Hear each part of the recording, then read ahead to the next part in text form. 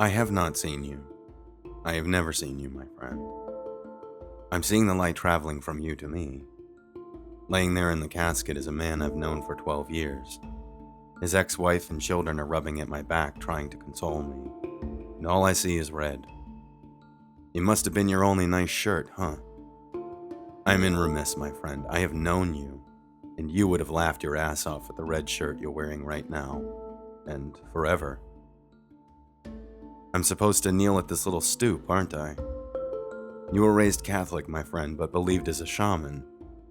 And all that kneeling and bowing and praying wasn't for you.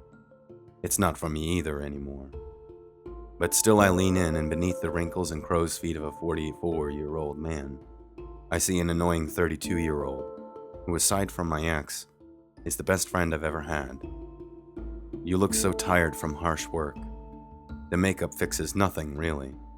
Years of hard work will do that to you. But that's who you were. A day without work is a wasted day, you always said. It's food in mouths and clothes on backs. So we said, as fathers say, clinking our beers together on porches built of bread. Dusk comes, and our wives call.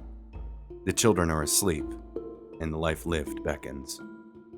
That's what I remember. That's my story, and I'm sticking to it. But you knew. You always knew that I was not who I said I was. At least I got to tell you, and you were fine with that. That weathered face reminds me of everything that's past. Eventuality, as our favorite author put it. There was not a thing you wouldn't do for a friend. You gave one a ride home, and at that, I tip my hat.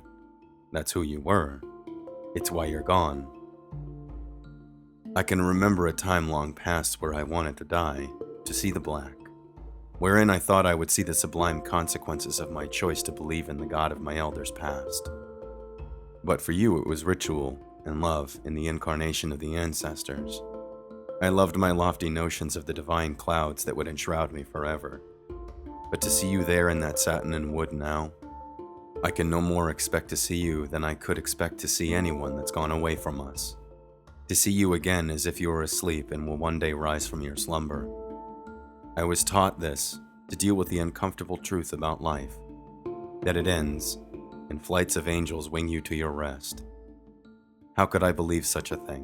What a laughable thing, to give choices to those who haven't the wherewithal of knowing what choices they make. Remember, we met like 5-year-olds on the playground.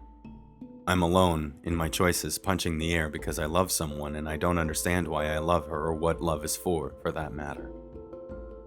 Dressed in black, I pound the ground and jump how high, I don't know, I just do what the instructor says. But the instructor does not have the experience that you have. A bully 1,000 times over that has learned to temper his inner bully. His eyes meet mine and he puts his hands up over his nose as if to say, "This is how it's done." He knew because he looked a bit like a squirrely version of Christian Bale, as if his nose had been broken a few times. I put my hands where his are, and I have immediate success in blocking the trainer's blows. He walks to me, and with all the thickness of a Massachusetts cabbie, he says, "Timing is a factor. Trust me. That's how I got this," he says, gesturing to his misshapen nose. He throws a half-hearted blow at my face and knocks me to the ground. He says, "That was stupid, but it doesn't have to be. Then, can I come bother you after to show you how it's done?" Later at my house, he puts up his bony knuckles and exclaims, "Put 'em up," and knocks me down every time. Well, not entirely how 5-year-olds make friends, but you get me. I'm alive, and so I learned to fight. I'd never been punched before. Bullied, yes. Hurt, yes. But never punched. This father, this weirdo, this challenger, this friend, this is who you were. Ever smiling, ever helpful, ever grateful. Just keep moving forward and never stop. It rings in my ears, and I'll never forget just how thick that accent was. Yeah, we were best friends after that. I met your wife and it compounded what I thought I wanted out of life. I'm 23 and I tell him I'm in love with someone, and I got her pregnant. Stupefied, I ask, "What do I do?" He laughs and he says, "Are you stupid?" Then says, "Only you can know that." Sage words that were more meaningful than any other person I had talked to. I mean it. Even if the choices I had made were at such a detriment to the ones I love. But not you.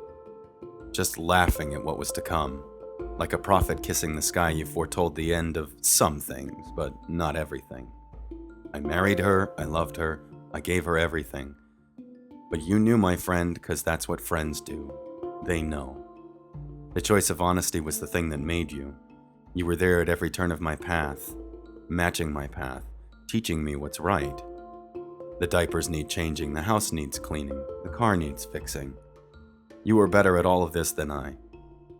He said that I said that she said that nothing said until she stopped talking and left.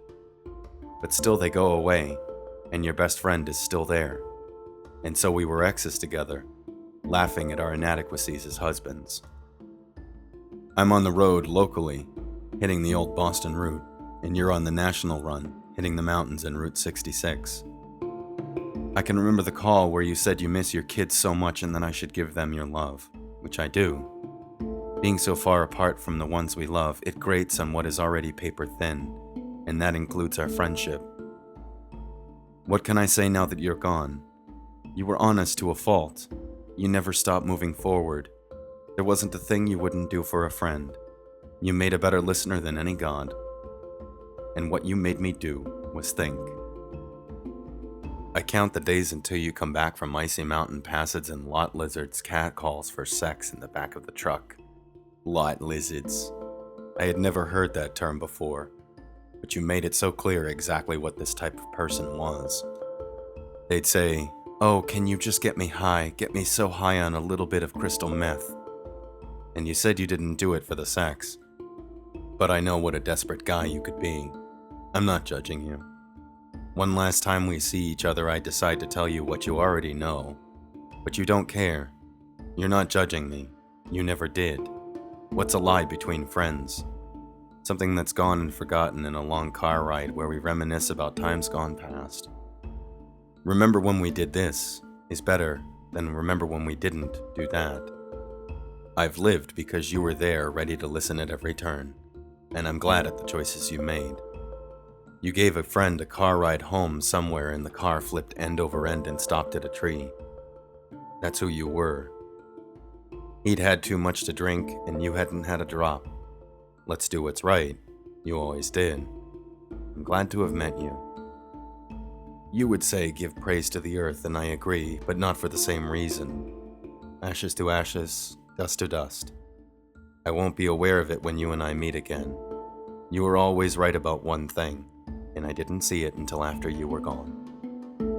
If you like this video, give it a thumbs up and don't forget to subscribe. Share it wherever you can, Facebook, Twitter, Tumblr, whatever. Also, I'd like to make a channel recommendation. Sub to these two guys, Kills and Xander's Meteor. They both make excellent content and they definitely deserve the subscription.